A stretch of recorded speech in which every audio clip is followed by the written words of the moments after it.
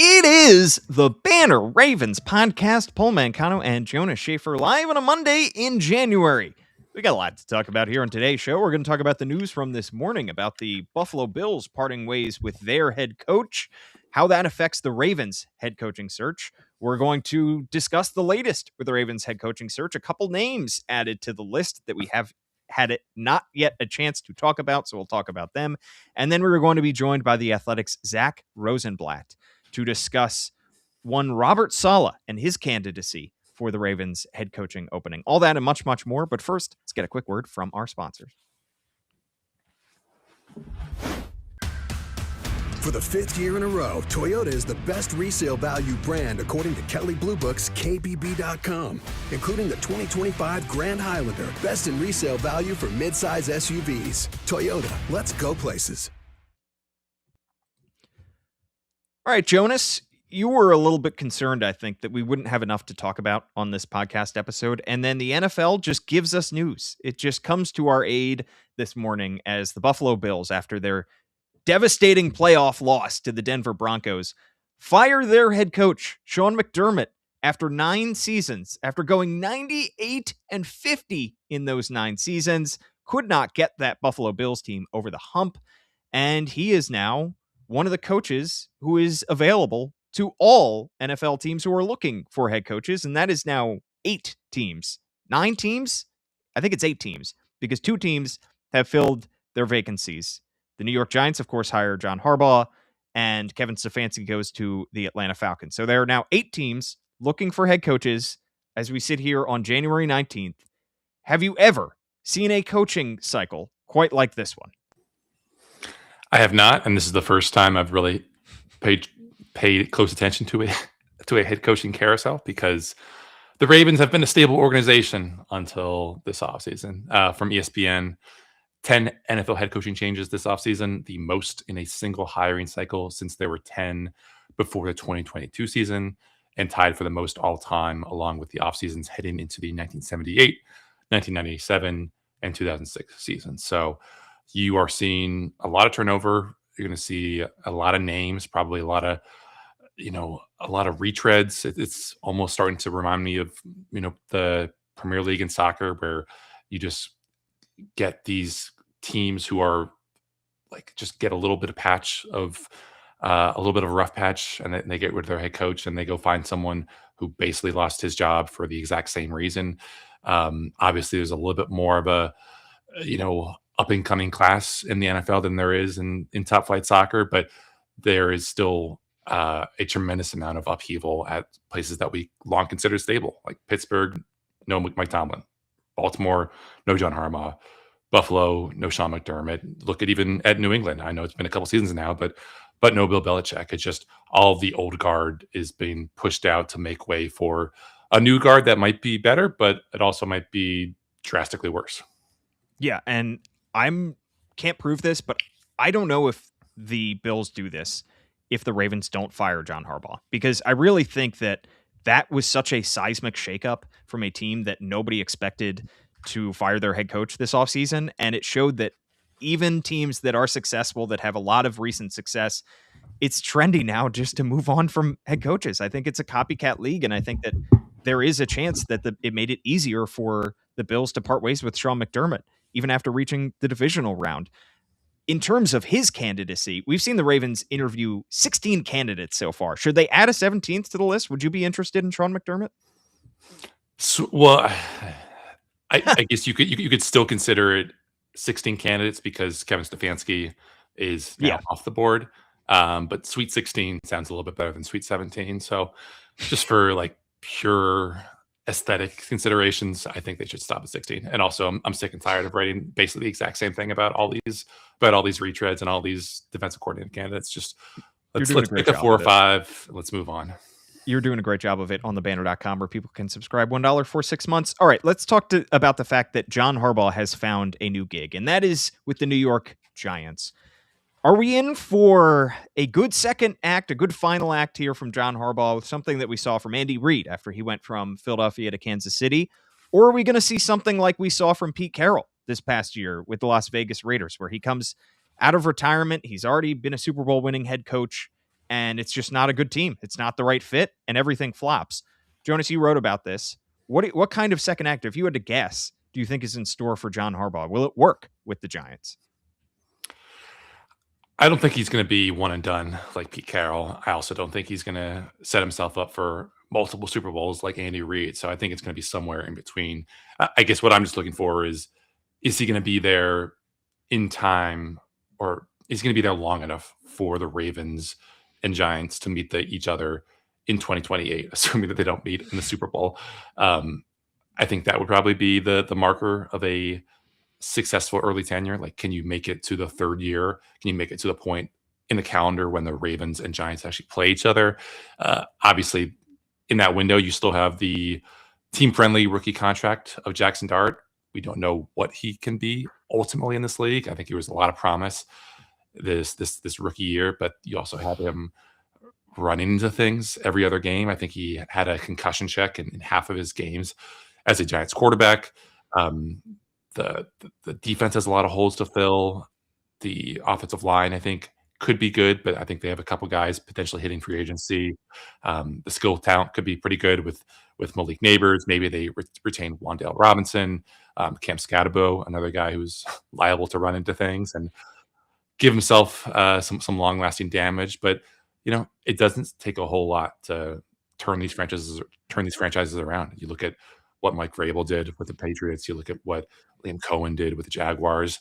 I don't know if John, at this point in his career, has that juice, but considering just how much the Giants have been willing to pour into their commitment to getting him, then that leads me to believe that they will also spend a lot of money on coordinators, spend a lot of money on coaches, do a lot of stuff behind the scenes to try to lift the floor for a franchise that has just been perennially kind of a laughing stock. So I'm inclined to think that just with his overall creativity, his vision, his experience in Baltimore, probably we have some, good seasons ahead for the Giants. I just don't know like how many times, especially in that division, they're going to be going 10-7, 11-6. Just are they going to come anywhere close to the highs that the Ravens had during the regular season when it was the John Harbaugh Lamar Jackson partnership? Yeah, and I am curious to see what their coordinators do look like, because we have heard that they are trying to court Todd Monken over to be the offensive coordinator there. And we've seen the good of Todd Monken, and we've seen the not so good of Todd Monken in Baltimore. He also could get a head coaching job. I mean, he is interviewed with the Cleveland Browns, so maybe he ends up getting, after this tumultuous season, maybe he ends up getting a promotion after this. It's just, I think a lot of Ravens fans at this point, enough time has passed. It's been a few weeks where they've cooled down, they've calmed down, and I think that they appreciate the job that John Harbaugh did in Baltimore. And I think a lot of Ravens fans want to see him succeed with the Giants, but boy, it would be tough to see them win a Super Bowl, especially if the Ravens are not able to win a Super Bowl themselves with Lamar Jackson in the near future. So one of those where you want to see him have success, but you don't want to see him have too much success. All right, let's talk about a couple guys that have been added to the Ravens list of head coaching candidates. Chris Shula, the Rams defensive coordinator, interviewed Saturday. He's 39 years old, in his second season as the defensive coordinator for the Rams. He's the grandson of Don Shula. The Miami Dolphins have a head coaching opening, so wouldn't that be fun if they get another Shula as their head coach? His father was also the Bengals head coach in the past. He has pass rush coordinator and linebackers coach experience as well. The Ravens also interviewed Joe Brady over the weekend, the Buffalo Bills offensive coordinator, whose job status, I would assume, in Buffalo is now up in the air after the head coach got fired. We talked about Brady on a previous episode when he was just scheduled to have an interview. They completed their interview with Nate Scheelhaase, who we talked about as well, and Robert Saleh, who we will talk about extensively when we have Zack Rosenblatt on. And then one more name that was added to the list today, a surprising 16th candidate, Jonas. And that's Anthony Campanile. Have you heard of Anthony Campanile, the Jacksonville Jaguars defensive coordinator in his first year under Liam Cohen? Yeah, I mean, I don't think anyone expected. You're too plugged in. I cover football, so I'm going to know who the Jaguars defensive coordinator is. Yeah, they had quite the turnaround this year from 31st in defensive DVOA to 6th.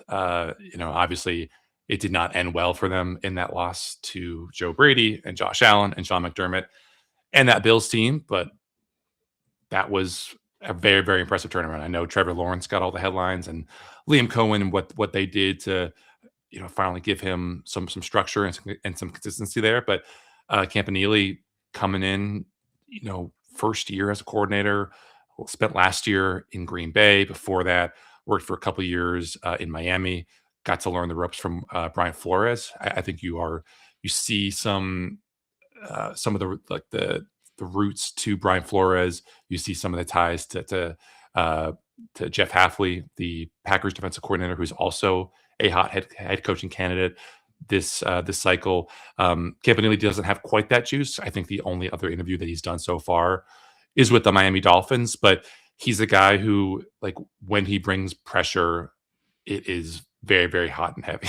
And when he dials up sim pressures, he does it at a high rate. And when he plays around with his coverages, he does it in a very, very diverse way. So he makes it very, very hard for offenses to get a beat on kind of what he's going to do from snap to snap. And he's done all that and packaged it with a very sturdy run defense. Like that was a big part in just how well they were able to do on third downs and these obvious pass situations, is they have been able to stop the run in early downs, which is something that Jags defenses in the past just did not do a great job at. And again, there's certainly some highly drafted guys on that Jaguars defense, but not a lot of folks who coming into this year you could have pointed to and said that is a surefire blue chip stud.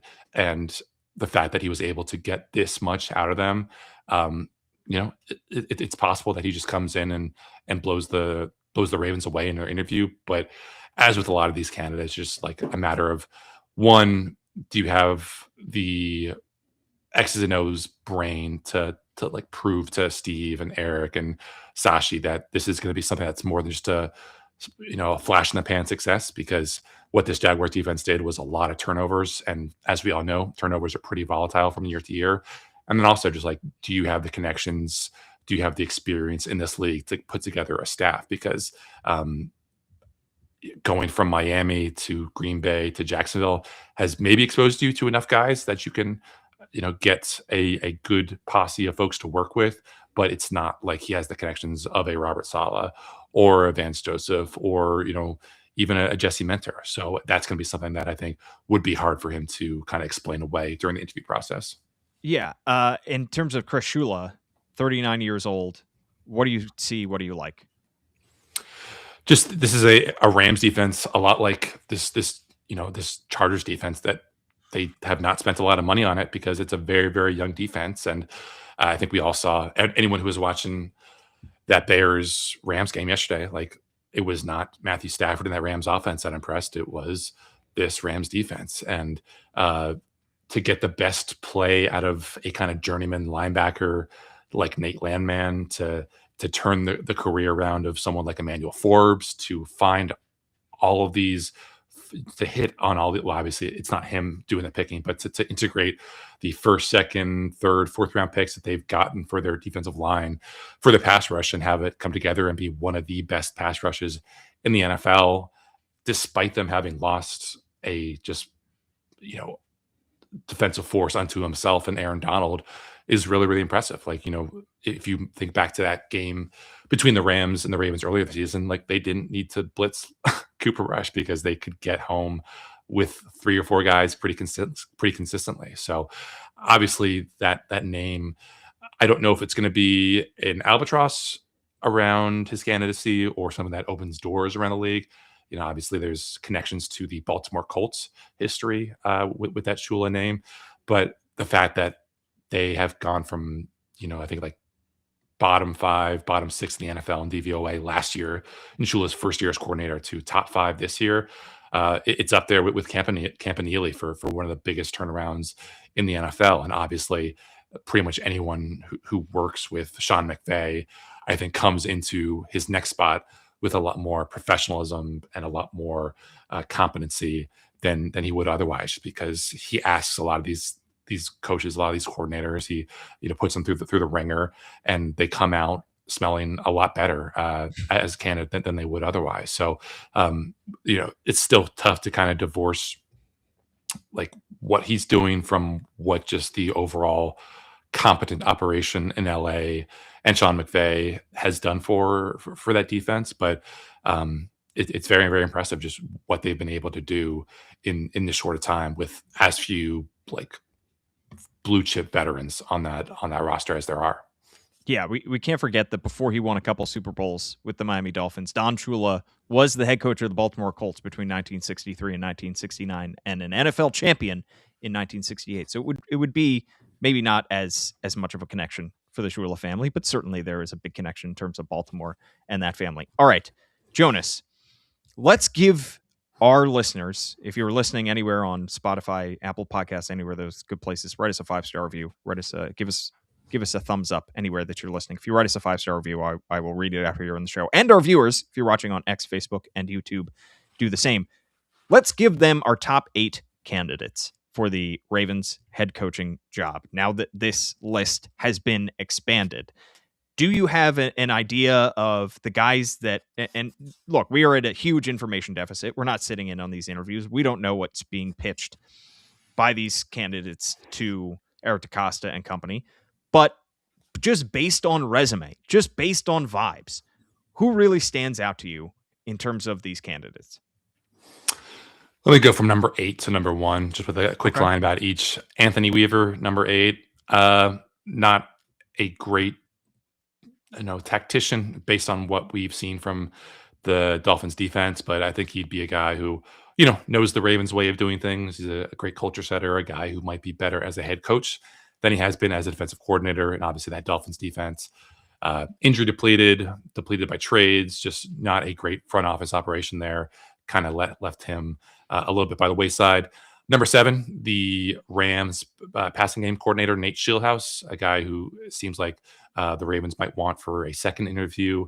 Obviously, he was someone who was apparently set up to be the head coach in waiting at Iowa State under Matt Campbell, who's now at Penn State, but he left to join the Rams staff last year, got a promotion this year to pass game coordinator.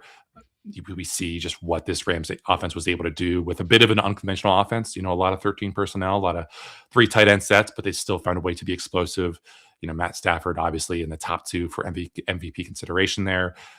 He's a former quarterback himself, played at Illinois, so there would be that common ground with Lamar Jackson, and maybe he is the next Sean McVay. And that's a guy, that's one less thing you have to worry about from year to year. It's just who's going to be my play caller if this offense just does continue to succeed with Lamar Jackson in place there. Number 6, Chris Shula. For everything we've already said, you have the name, you have the pedigree. He's never really used his last name, it seems like, as a way to get a job. He's worked his way up this coaching cycle, or he's worked his way up this coaching tree by himself. I think that's definitely honorable. 5, Clint Kubiak. I know a lot of Ravens fans probably have him 1 or 2. I'm a little bit more wait and see. The Seahawks offensive coordinator. He did great work with the Saints as their offensive coordinator last year for the first half of that season, and then the offensive line broke down. Derek Carr got hurt. This year, we see him, going into Seattle again. A similar kind of trend where it is just popping off in the first half of the season, and then you see the turnover regression from Sam Darnold. You see some injuries.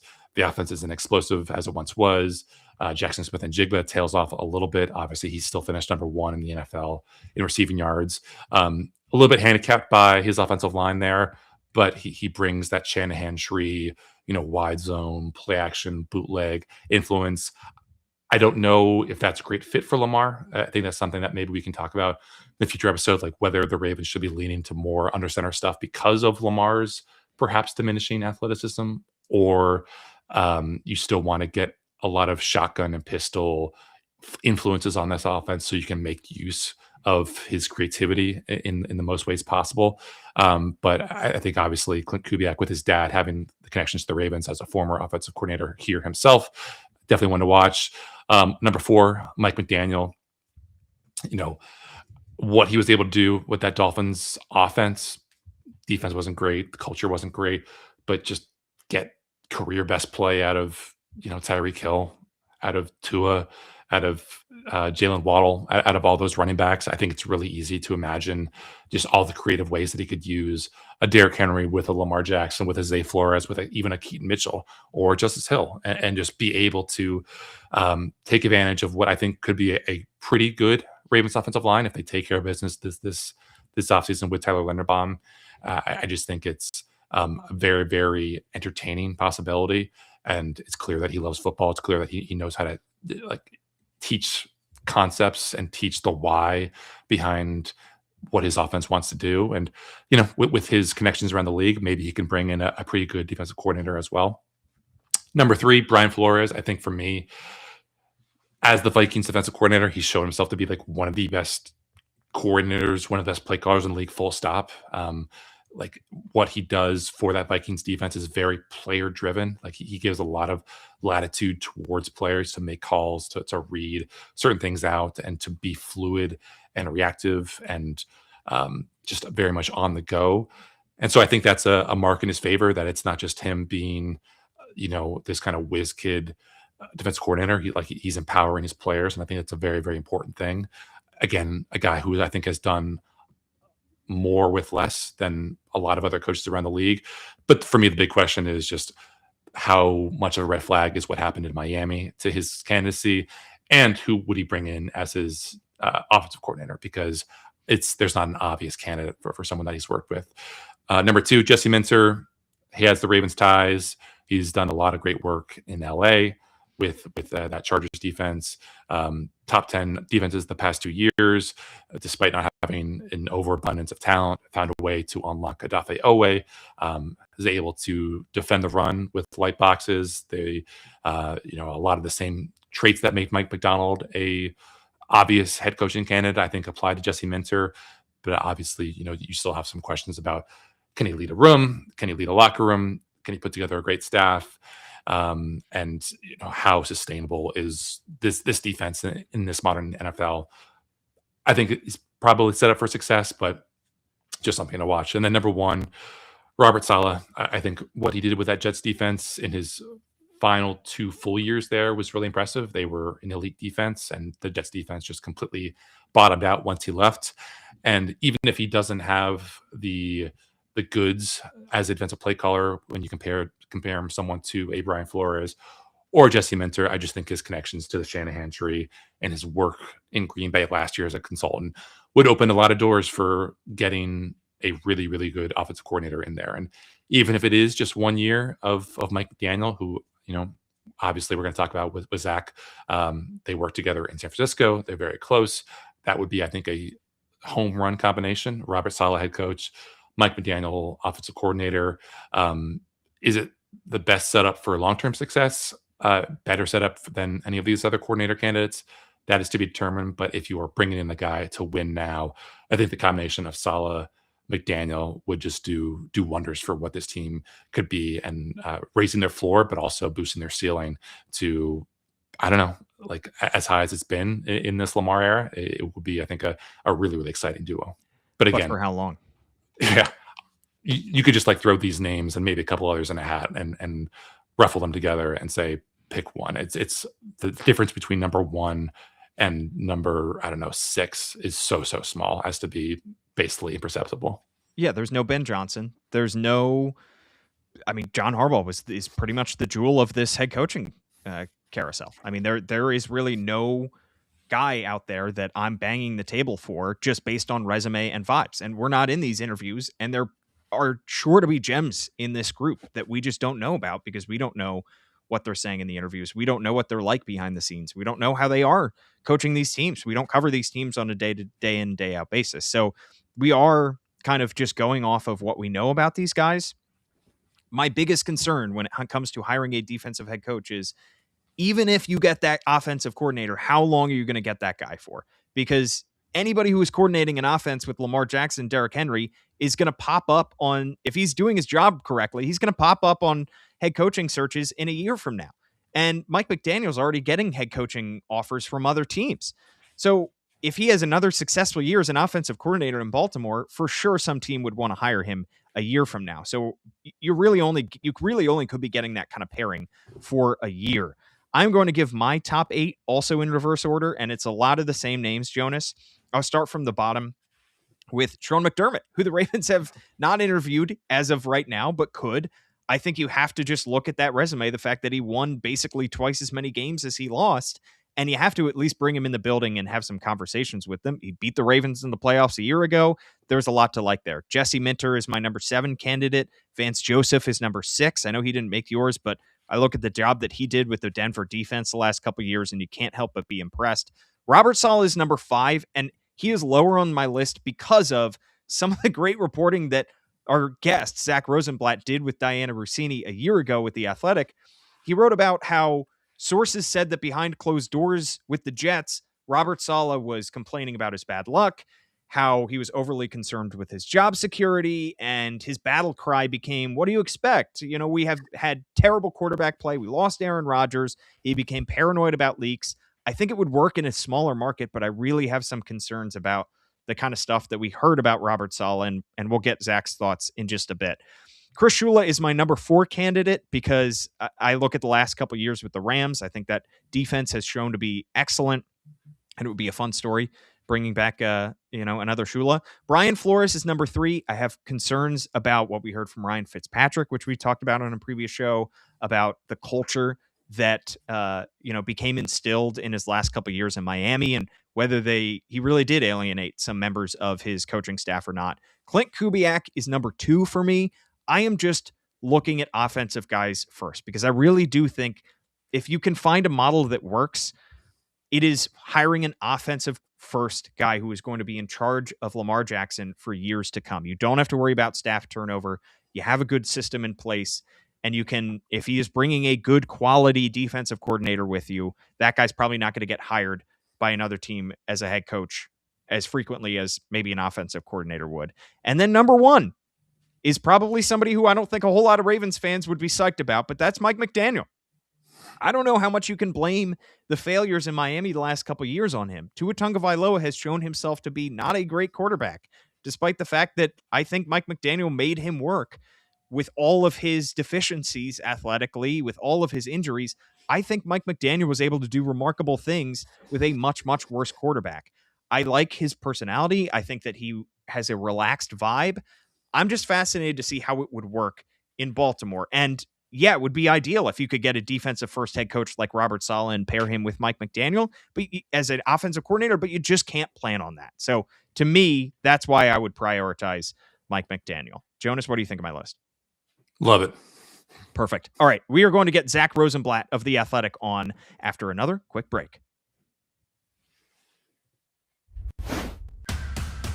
For the 5th year in a row, Toyota is the best resale value brand according to Kelley Blue Book's KBB.com, including the 2025 Grand Highlander, best in resale value for midsize SUVs. Toyota, let's go places.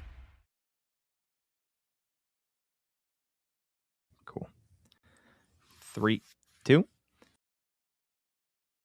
Podcast by Zack Rosenblatt of The Athletic. He's also the co-host of the Flight Plan podcast and the co-host of Jets Final Drive on SNY. He's covering the New York Jets, of course, and covered Robert Saleh's years there as their head coach. Zack, thanks so much for hopping on. Yeah, thanks for chatting with me. It's been interesting seeing Saleh get interviews with every single job, and I'm eager to talk about it because I have some opinions about it. So yeah, I mean, as somebody, you covered him when he had some tumultuous years in New Jersey, I should say, as opposed to New York. If you could describe his tenure with the Jets, how would you put words to the fact that he had a 20-36 record in 3.5 seasons, but also taking into context everything that was surrounding that franchise at the time? It's a very complicated tenure to analyze because there's so many factors, but I do think that the last couple of years, I mean, I guess more than that, the last couple of years, it feels like this year, there's been a lot of retroactive forgetting about what went so wrong there. And, but at the end of the day, what he was a great defensive coach. He built up that defense into something that was one of the top 5 defenses in the NFL, really struggled in terms of finding the right offensive coordinator, right quarterback. And at the end of the day, could not overcome some of the behind the scenes stuff. And he also, his biggest issue, and this is anytime anybody asks me about Saleh, his biggest issue is he cares way too much about his public image. So what people are writing about him, what people are saying about him, he lets it influence him too much. He lets it bother him. And so, I thought he was a little too focused on what people were saying about him, especially the negative, and he let that affect him. He brought that into his press conferences, and I think there's a lot of things he did wrong as like just an overall leader. I don't think he's like a bad coach at the end of the day. I think he's in the right environment. I think he could be really good. He probably, in my opinion, needs to go somewhere where there's less pressure than a New York or even a Baltimore or, some of these other jobs he's up for, like a Tennessee or Arizona. Like one of those feels like the right thing to me. But he also never had a quarterback that was particularly good. And he only got Rodgers for 5 games really before he got fired. So Baltimore's an interesting one because they have the right infrastructure in place probably to make it work. But I think when your team is struggling, I don't know if Saleh is the coach you want. If you're succeeding, I think everybody loves him. And, I guess that you could say that about almost any coach. But at the end of the day, his tenure was kind of marred by, when things would go wrong, he kind of would throw his hands up, be like, what you want me to do? Like this went wrong. So like, as opposed to like finding the right solution to fix it is what I would say. Zach, you mentioned just his value as a defensive coach. And I think the 2 final seasons that he had there in New York, that Jets defense was great. He didn't call plays for either of those defenses, if I'm not mistaken. It sounds like he has, in these coaching interviews this cycle, pitched himself as a potential play caller if he takes over as a head coach. Obviously, those Jets defenses were extremely talented with Sauce Gardner and Quinn Williams. What does a Robert Saleh defense look like? And do you think it would be a value add for him to become a play caller again as a head coach, or is he best as the CEO type, considering all of his deficiencies elsewhere? Yeah, I mean, the number one key is going to be who he hires as the OC, and I know we're going to talk about that. But he needs an OC that can run the show, and he doesn't have to worry about the whole operation because he hired a first-time OC first, and then Nate Hackett as a second one. But yeah, in terms of the defense, I think one thing that fans got mad at, and he's alluded to this when he's talked about, I think he had an interview where he mentioned how he would be the play caller the next time he was a head coach, so he could be more emotionally like in the game. Because you see on the sidelines when he's the DC, he's like running up and down the sideline. He's really high energy. Jets fans got really annoyed with him as a head coach because he would be very stoic at all times on the sideline. There was no energy at all, and people were like, "Does he even care?" And I think he did care. I think he was trying to maybe go the other way a little too much. But I think number one thing with him is he's a really, really good defensive coach. Like he gets the most out of guys, and you saw it with the Jets defense. They went into this season with Aaron Glenn and Steve Wilkes, 2 veteran coaches who've had some success. And this group had some talent on paper going into the year, and the defense took a major step back. A lot of these guys looked worse with the new staff. He's good at getting the most out of what he has on defense. And his style of defense is they're not going to really blitz like at all. It's really 4-man rushes. You want your guys to win up front so you can get a little more creative on the back end. And, the corners kind of stay on their side is also a big thing. Like fans always were asking for Sauce to travel with the top receivers, and he never really let that happen. And it generally worked. Like sometimes it wouldn't, and fans would flip out. But like his defense, if the front is winning up front, if the defensive line is winning up front, it's at its most effective. And last year, even when he was there, but especially after he left, like the front was awful. And so the rest of the group like fell apart. So the defensive line is the most important thing for his defense. And on the other side of the ball, things were pretty bad on offense for the Jets during his time there. But the first 2 years were Zach Wilson. The third year was supposed to be Aaron Rodgers, and he runs out with the American flag, and then everybody knows what happens next. So they go back to Zach Wilson. And then the fourth year was finally the year where Robert Saleh had to produce a good offense. He had to create something that worked with Aaron Rodgers coming back from his injury, and it didn't. And he lasted just 5 games that season. How much of the blame should Robert Saleh shoulder for how everything went down on offense during his time there? I mean, he deserves some. Like I think he and people who are like Robert Saleh supporters, like in the media, tend to push it. Like, what do you want him to do? This was as his quarterback, all that stuff. But like, he was a pretty ardent Zach Wilson defender. He was one of the reasons why going into Zach's rookie year, and this was a mistake that everybody admitted after the fact they made, they didn't give Zach Wilson any sort of competition. They handed him the starting job on day one. when he probably needed to sit back and develop for at least some of the time, at least some of the first year. And, that first year in 2021, he was like pretty defiant when he'd be questions about why they didn't bring in a veteran quarterback. And then it became clear that was a mistake. So they traded for Joe Flacco, who they already had on the team a year before. So, so the offensive things, like, he took a risk hiring Mike LaFleur, a first-time coordinator. And I think there were some ups and downs with him, but I believe LaFleur had the talent to be a good OC. And, you saw it when Zach Wilson wasn't the quarterback. That second year, when Mike White was in there, he was averaging like 300 passing yards a game. When Joe Flacco was his quarterback, they were averaging 300 passing yards a game. When Zach Wilson was the quarterback, they were like 30th in scoring. So I think him being forced to fire LaFleur is definitely not on him. Like, it was definitely a Woody thing. We wanted to make a change. I think players didn't love LaFleur, like, personality-wise, and they thought his offense was a little too complex. And then in retrospect, some of the guys have admitted they made a mistake pushing him out. So, there's definitely not everything is on Saleh, but also like that 2023 year, Rodgers goes down. They didn't have a great backup plan. They brought Zach back as the number 2. That clearly was a mistake.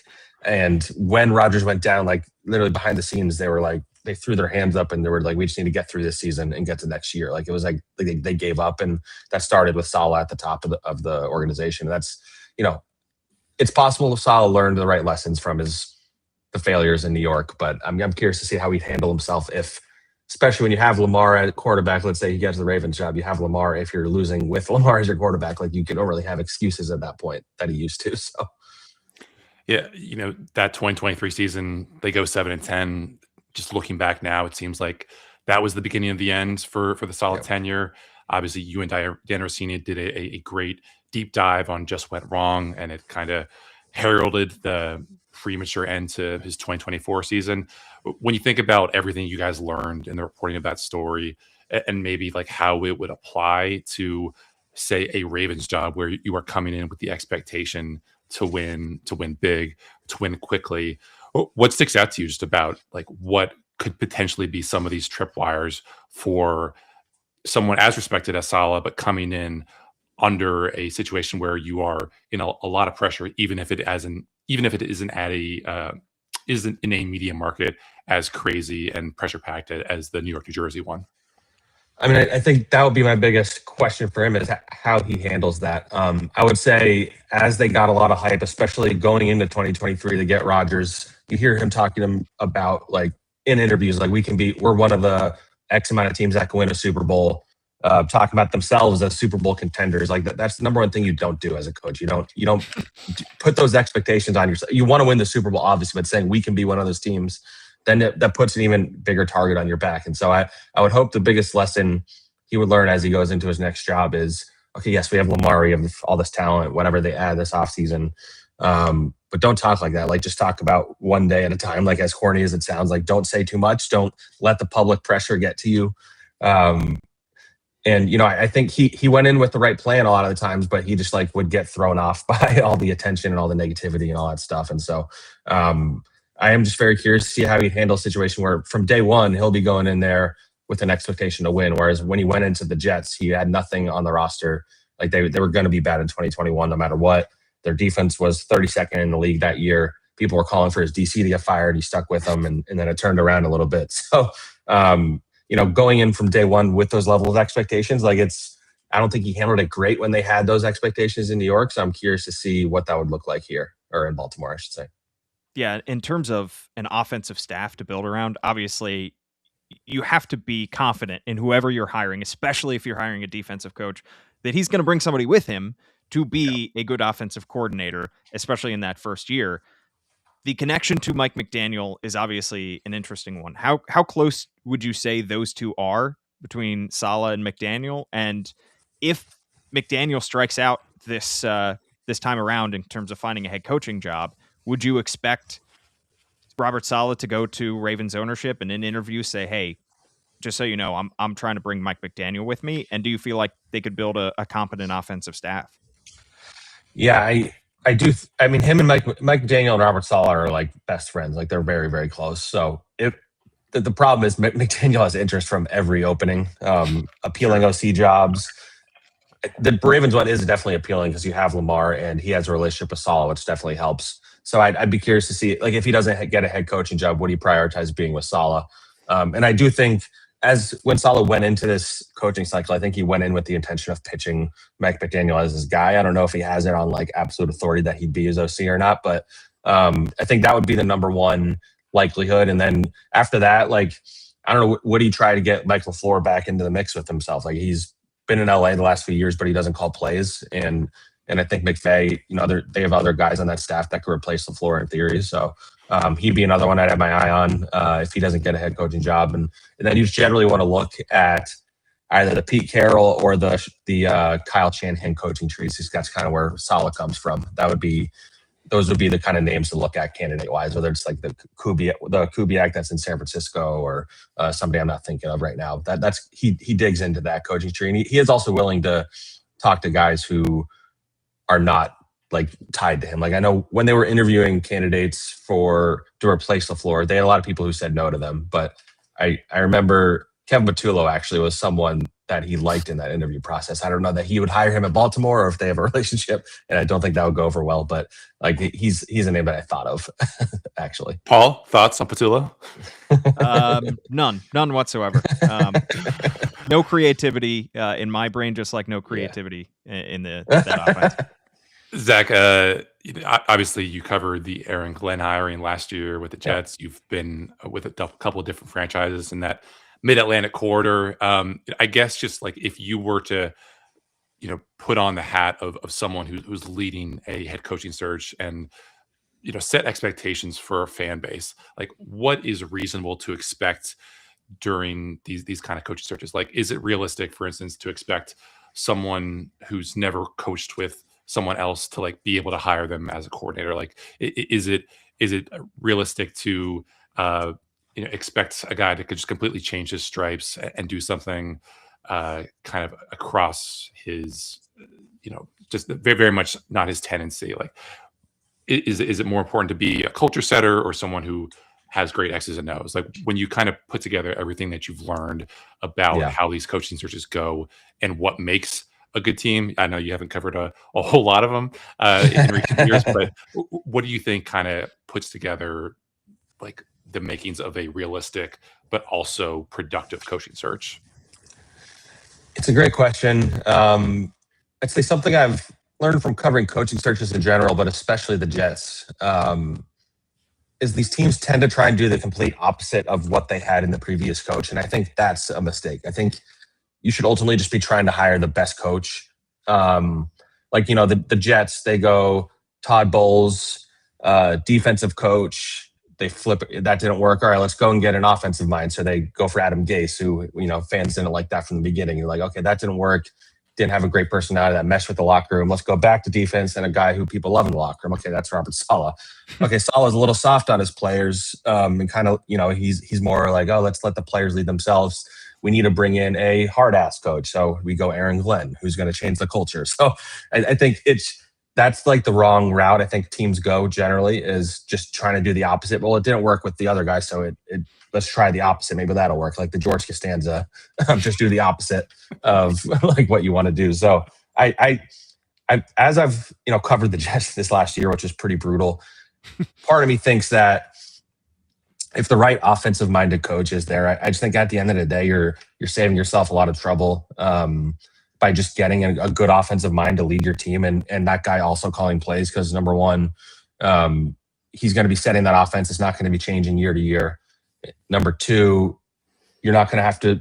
OCs are more likely to leave for better jobs. So if let's say they hire Saleh and he gets Mike McDaniel, and then the offense goes off this next year, Mike McDaniel's probably getting hired the year after that. So then you have to find another. I mean, that's a good problem to have at the end of the day. But anyway, I think offensive-minded coaches is where I go. I think there's sometimes a little too much focus on, we need a culture setter. Like, what does that look like? And how do you walk into a building and change everything? And teams don't have patience anymore either. So, like, I need to change this culture, but it's not going to happen overnight. And that's what you're seeing with the Jets, where Aaron Glenn's like, be patient, be patient. It was an absolute disaster this year. He's like, this is all part of the plan, but like nobody wants to hear that. So the benefit the Ravens have is they have the history, they have the reputation of like having the culture in place already. Whether that's Harbaugh or whether it's Ozzie Newsome or, the infrastructure they have there. and you have a respected owner, as opposed to you go into the Jets and you have to deal with Woody, infringing on like what you want to do all the time. So I think the Ravens do have an advantage in that sense, where maybe don't have to say we need someone to come in here and change our culture. Like you guys would know better, but I can't imagine they're thinking like we need to change everything about what we do. Like they're like, we just need to find the right leader. It was time, kind of thing. So. Yeah, it's going to be fascinating for the Ravens, especially because Harbaugh is that unique CEO head coach, and whether that's a model that still works, I think is to be determined. And is there even somebody out there? Like, how can you find somebody that is going to be that kind of culture setter, that kind of somebody who can pull all the levers?